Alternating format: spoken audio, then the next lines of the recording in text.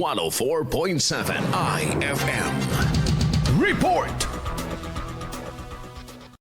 Umani ng iba't ibang reaksyon sa mga Dagupenyos na miyembro ng Social Security System o SSS sa Dagupan City ang ipinatupad na pagtaas ng kontribusyon na epektibo ngayong buwan ng Enero.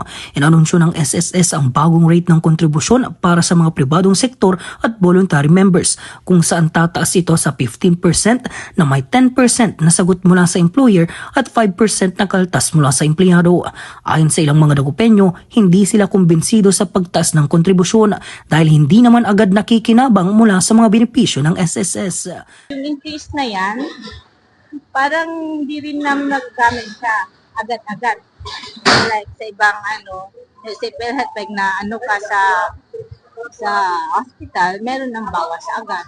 Samantala nga may ilan din na nagpasaring na hindi na dapat itaas ang kontribusyon, lalo na sa gitna ng patuloy na pagtaas ng presyo ng mga bilihin na nagpapahirap sa kanilang araw-araw na pamumuhay. Matatandaan na ilang mga grupo at personalidad ang nanawagan na ipagpaliban ang pagtaas sa kontribusyon ng SSS. Kasama mo mula rito sa IFM Dagupan, ito si Idol Neil Muyano, Tatak IFM. IFM News. IFM News. IFM.